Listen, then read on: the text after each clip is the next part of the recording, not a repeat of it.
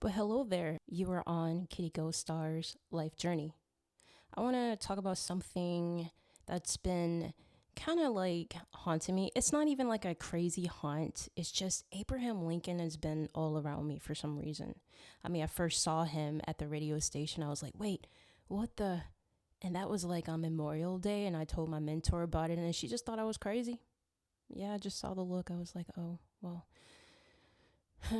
he I don't know what else to say about that. So I'm just like, okay. And then I'm looking at, TV screens and there's Abraham Lincoln.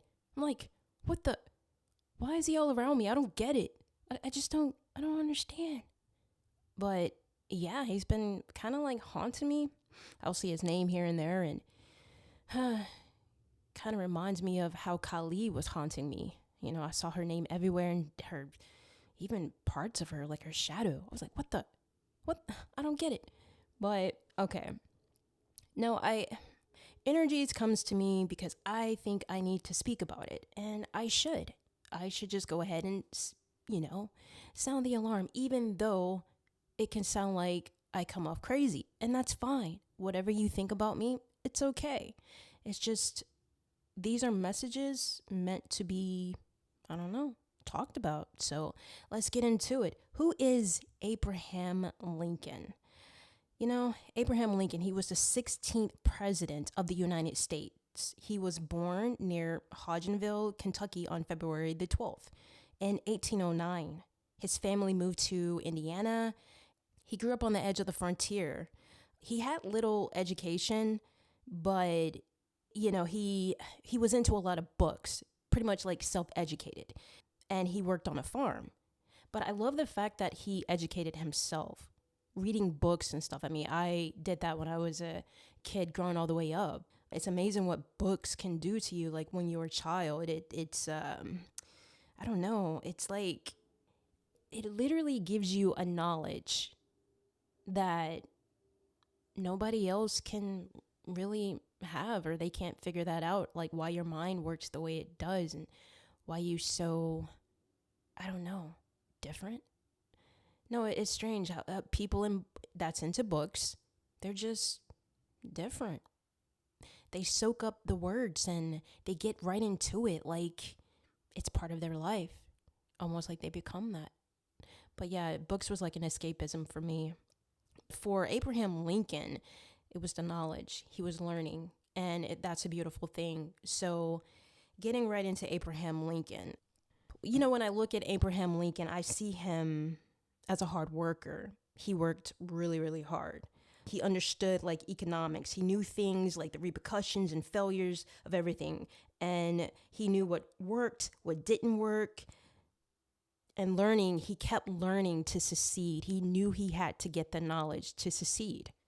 He knew how to manipulate and control things around him, such as his environment, the way he spoke.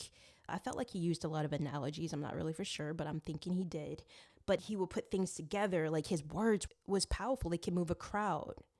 You would think that he was like the quiet type, but no, he spoke with dignity. He had this, I don't know if it was sarcasm, but he would use like humor behind the things that he spoke about. And the crowd liked that about him, The way he would speak, it was passionate. And him having the background of being a lawyer, I think that's what pushed him to really like moving forward with changing the world. It's a certain type of knowledge, but it's like you have authority. You know where to go with things. You know how to fight. Fight for your right. And that's what he did. That's how he led with the American Civil War. They defeated the Confederacy. It ended slavery. Now, there was a lot of people, of course, in the South that was against it. He still sacrificed his own life in order to move this about. I mean, come on, that was a great president. That was an amazing president to just do that. Not a lot of people back then was on that. So for him to just be that open-minded, and it was like, hey, it's not right to have slavery. It's not. And it wasn't.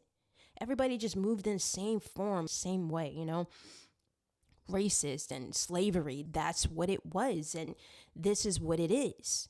Old fashioned. It was interesting for someone like him to come out and fight the way he did, to rule something like this. Like, come on. Wow. Amazing. I gotta clap to Abraham Lincoln. His knowledge, his drive, it drove him into being that president. Learning. You have to get the knowledge. You have to learn. What are you fighting for? And through all of this, through sacrificing his life for the United States, you know, it's sad to say that, yeah, he got assassinated by a person who wanted to prove a point. And I'm talking about John Wilkes Booth. He was the one that assassinated Abraham Lincoln. And it was a very coward move. Like, it was like he came right up on him, you know, in a theater with a gun at the Ford's Theater in Washington, D.C., and just shot him in the back of the head. That's crazy. And then he, you know, yelled something out in Latin.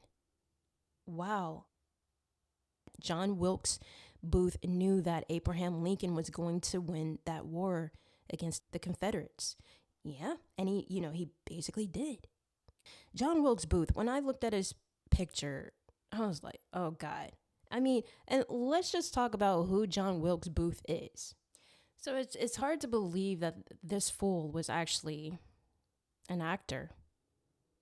I mean, he performed in Shakespearean's plays as, you know, I think he was like, what, Romeo?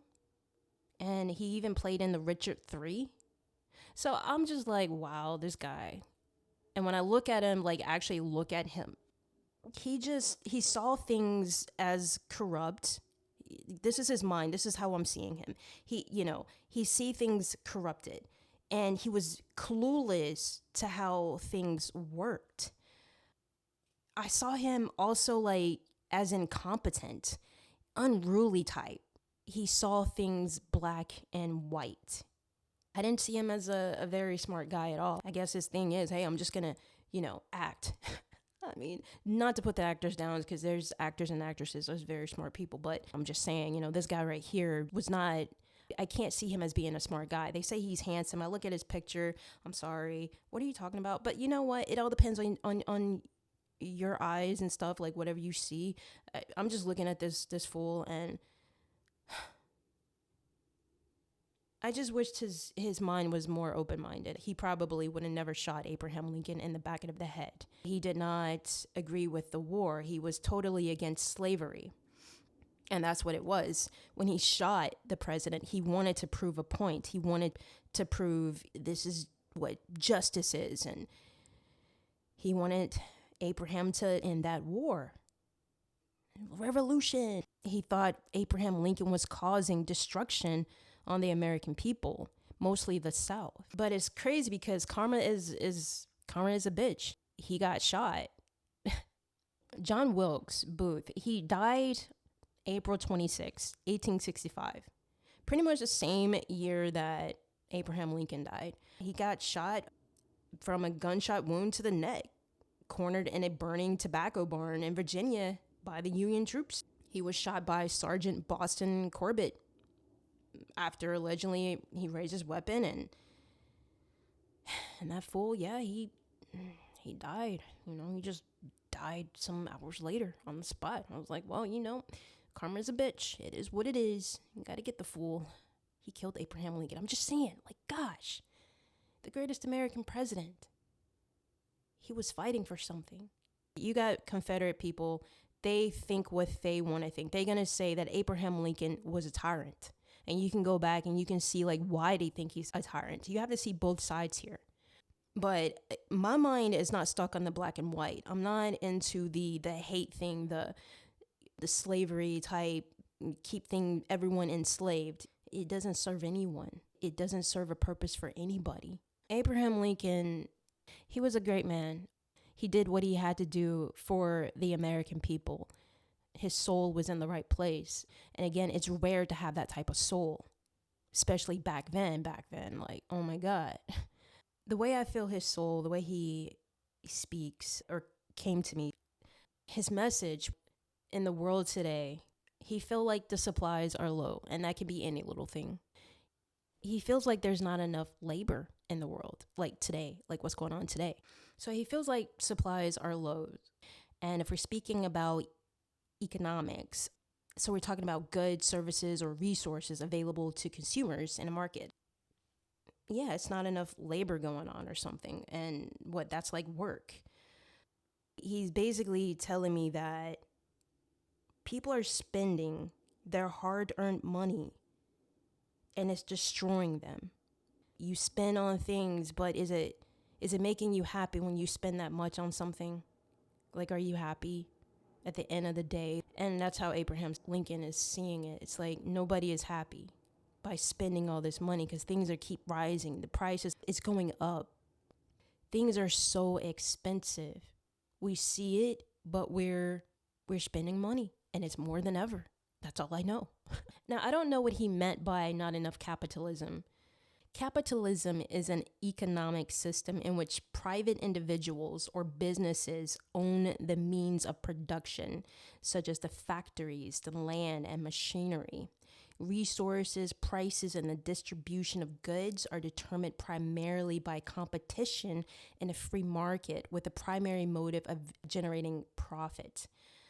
So private property, individuals and corporations, they own capital assets and resources with the legal right to control how they are used.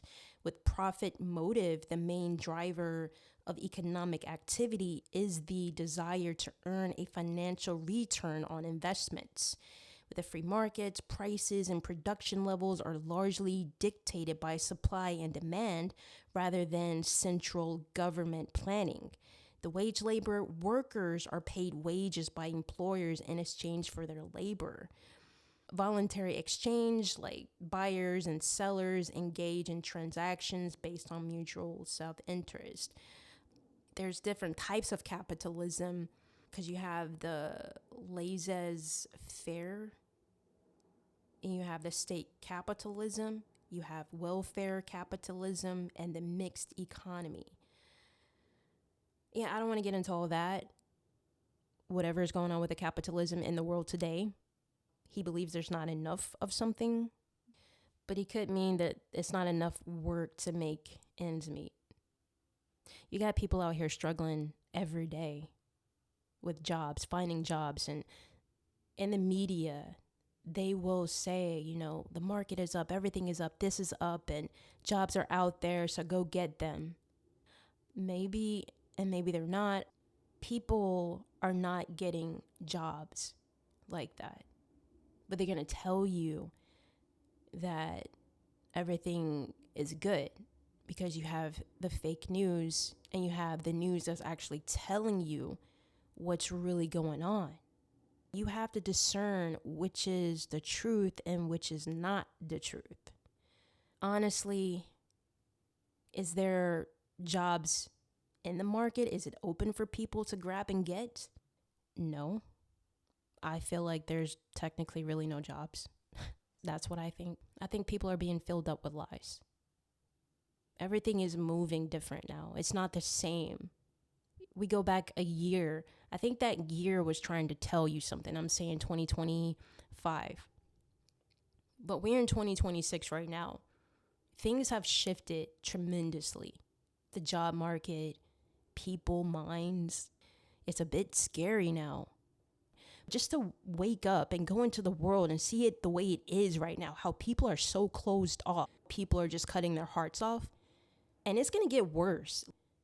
But nobody is on the same page anymore. Nobody. And it's hard, though. It's so freaking hard with how everything is going. The way technology is moving people out of their jobs. The way technology is moving people out of themselves. Nobody is connected anymore.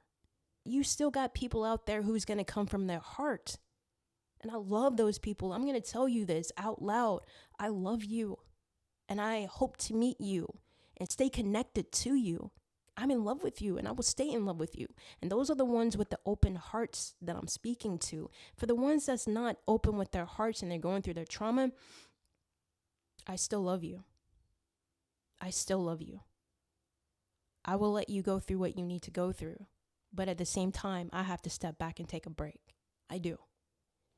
Going back to Abraham Lincoln, he said people need to be able to trust each other again. They need to learn how to trust. There's no trust out here. But I can see why people got, those trust issues. You don't know who's going to stab who. I'm being honest out here. You don't know who's going to shoot who. You don't know what people got over you now. I feel like it's not them. It's not. We are all being experienced on. We are experimental projects to the people with gains in their lives, like money, the people who are controlling people. You see them. They are in the technology. They are in the government. They are in all this crap with politics and crap like that. They throw their views on you. Social media, all this stuff. They throw their views on you and they expect you to be this way. Again, I call it MK Ultra. You look at something and it changes, it rewires your mind. That's that. You can get out here, you can easily commit a crime or a crime upon yourself. People need to be aware of what's going on, but the trust level is definitely low.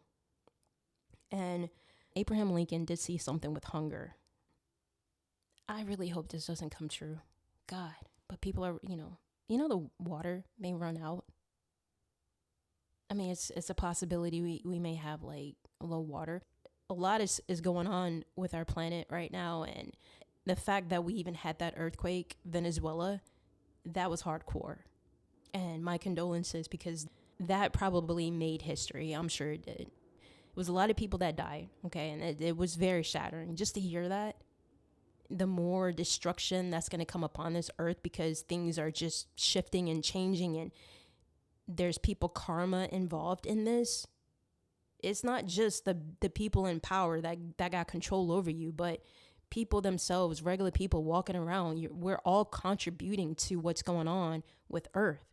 Pollution, you name it. It's out here. This is all of us.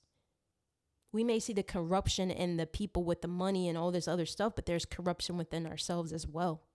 Everyone needs to come together and help one another. We can all do this as one. We can do it. If we set our minds together and come together and do this. And I'm speaking of the people who's already there within their hearts. I already know the people that are just kind of like traumatized or whatever they're going through. They're going through their thing. You have to let them go. That's just how you're going to have to roll with that. If you think you can change someone, get them on your level as fast as you can, it's not going to happen. Trust me. You can't win that battle. They have to win that battle within themselves. You have to let them go. And that's called moving on.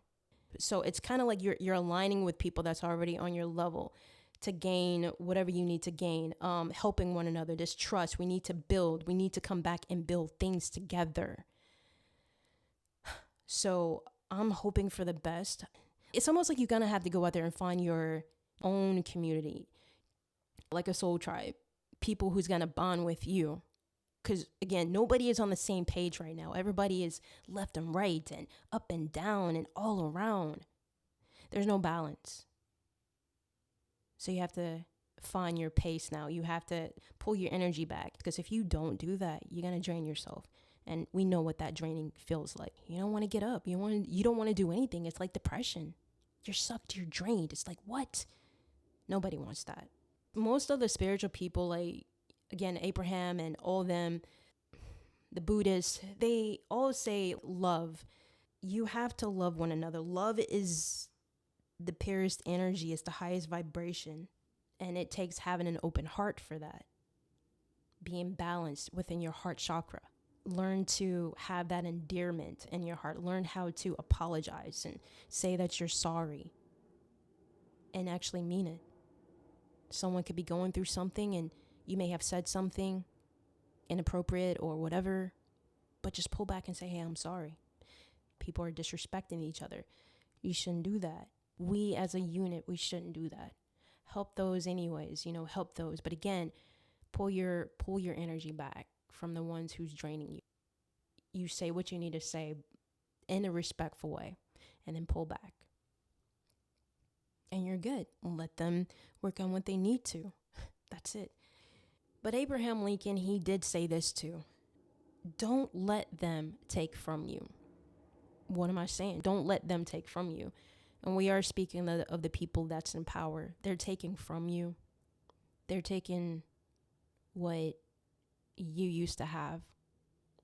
Your job, your family, your land, your everything, your home, your everything. You don't have that anymore. Things that you worked hard for. They don't want you to have that.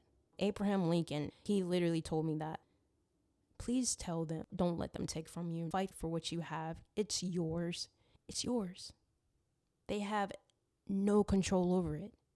You may be losing your mind and thinking that because these people got all this money that they can control you. No.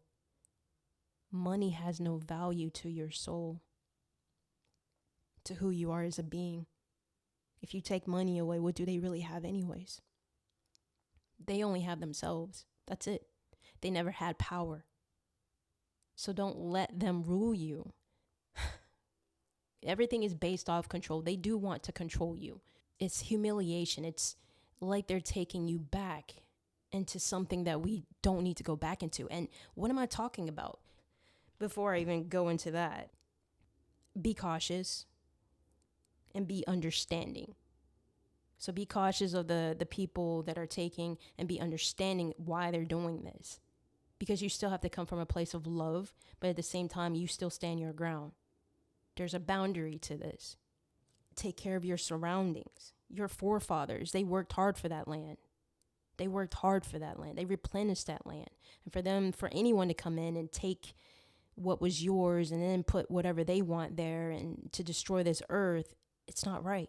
It's not going to serve them. And it's not going to serve anyone. And that's the truth.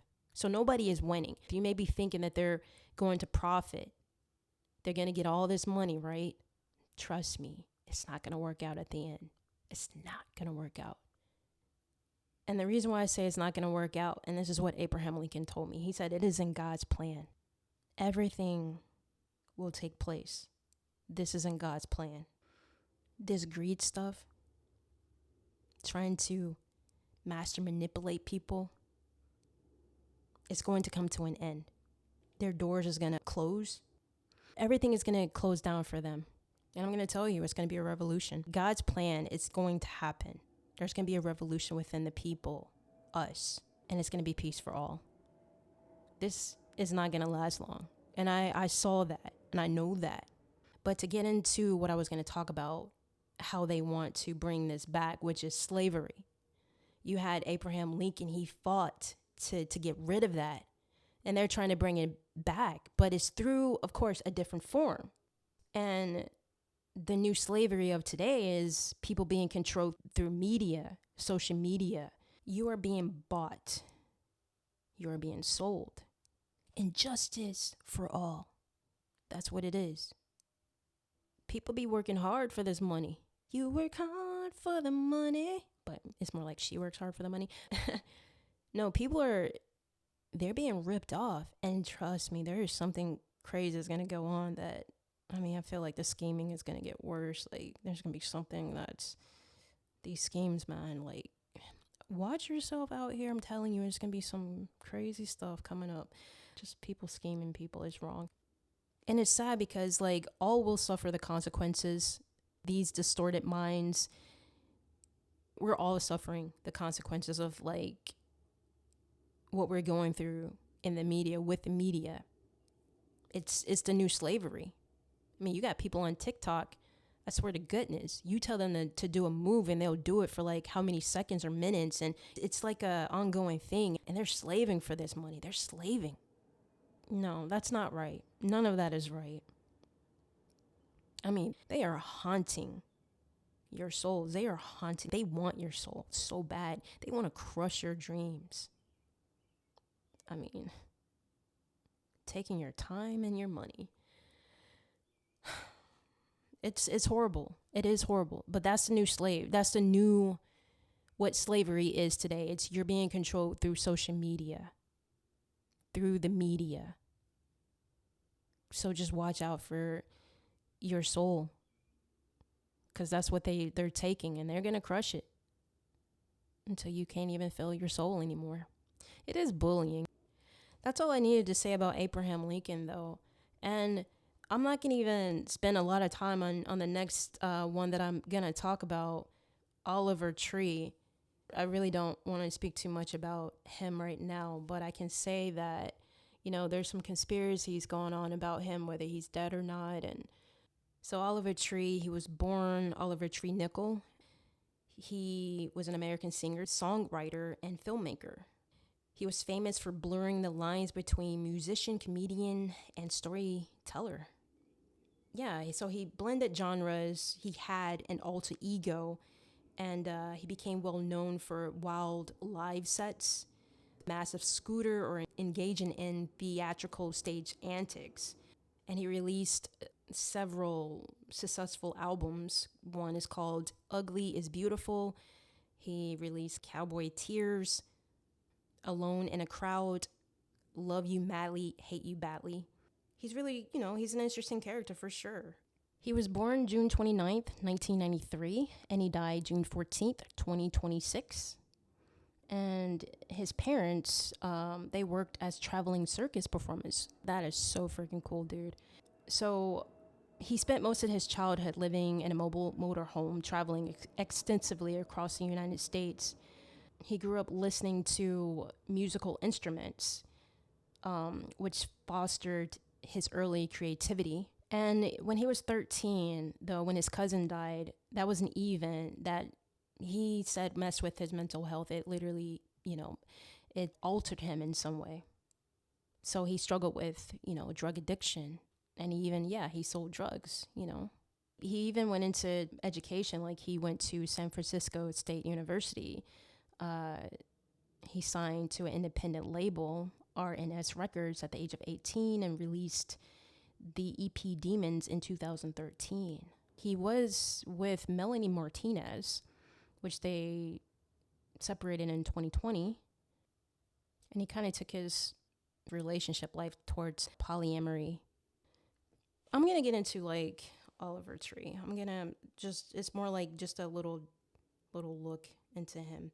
And when I looked at him, he died at 32 in a tragic mid-air helicopter collision in Rio de Janeiro, Brazil. So the crash occurred when the aircraft he was traveling in collided with another helicopter, killing all 6 people on board, they say. Some people believe that was all a setup, that never even happened.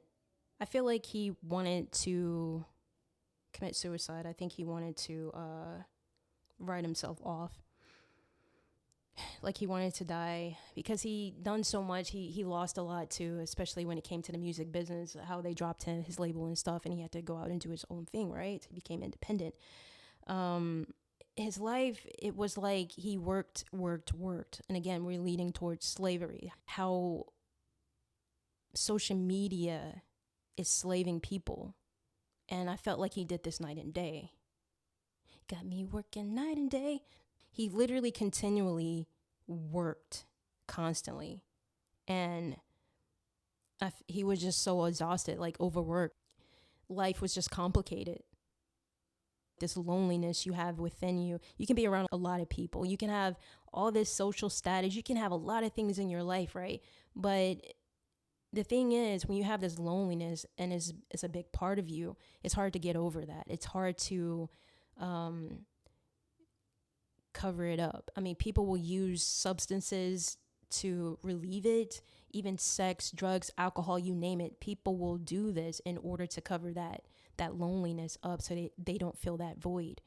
But Oliver Tree, I felt like he had something going within him. He felt like he couldn't fix that. It's like ongoing, and it's like he couldn't stop to think about it. Everything was work, and that's what he did. He didn't have time for relationships. He didn't have time for anything for himself. And I felt like he sacrificed his life just to be free. He wanted to get away from feeling that hurt, that pain, that discouragement. And when I think about those helicopters colliding, nothing made sense about it for sure. It was like things got out of hand. Like there was a flare up somewhere. Like what happened on that plane? There was too much going on. And I don't think he wanted to be on that plane. I really felt like he wanted to get off of it. Maybe commit suicide, jump from that plane. That's what I feel like that's what he wanted to do somehow to end his life. He already had videos up about kind of telling people that, this is it. And when people do that, trying to write themselves off, I mean, they do what they need to do, right? Some, not all. But that was that. He didn't want to do it anymore. You got people, they're saying that the music industry is what ended him. Did the music industry end Oliver Tree's life? No. He ended his life. It had nothing to do with him, like the music industry. It wasn't up to them. It was him. He wanted to end his life. He wanted to take himself out, is what I'm picking up. They already identified him through his teeth, plane crash, and everything burns, but there's your teeth. Yeah, they say it's him. So, they say it's him. Honestly, what do I think? I don't think it was his dentals. I don't think it was his teeth. It could have been someone else on board teeth. I don't know how that works. I mean, they can say any little thing. Things get twisted up in the industry. You never know what's what. Again, I don't see that being him. So no, I do feel like he jumped from that plane though. Again, that's just me. It's how I feel. It's what I see. There's so many conspiracies about this. You can read about it and see, like, what do you think? I didn't want to really talk too much about it because I kind of wanted to talk about, Abraham and leading into all this slavery stuff. But at the same time, here's Oliver Tree and this slavery thing he had going on, because social media is ruling people. Social media is causing people to do strange things to themselves. And yeah, to end their lives or whatever. You see it, come on. There's people that's dying left to right in social media. I'm just saying, come on. Not everybody is living their life out completely. This shit is crazy. But no, I just feel like people are just shutting down. They're not even taking care of themselves, not a lot of rest, and just working night and day, It's mental health issues. I feel like a lot of people that's in social media are being taken down by their mental health, and it's not good. So I feel like that's what's driving them right now. But again, everything that's going on in this world, you have to keep your mind. You have to mentally stay stable, take time to yourself. Self-care is really a good thing to have. Take care of yourself. It works. It helps. Just to be like, hey, I'm going to take this time off. I don't need to do this. You have to learn how to operate in that way. But yeah, I'm going to end this out. Stay in your love vibration. Keep going no matter what. Just keep going and keeping your power and understanding yourself. Keep yourself good. Self-care, love yourself, love others. This is Kitty Gold Star, and I will talk to you later. Have a good day, have a good night, and I do love you. Every soul out there, I love you. If nobody told you that, I'm saying it to you. I love you.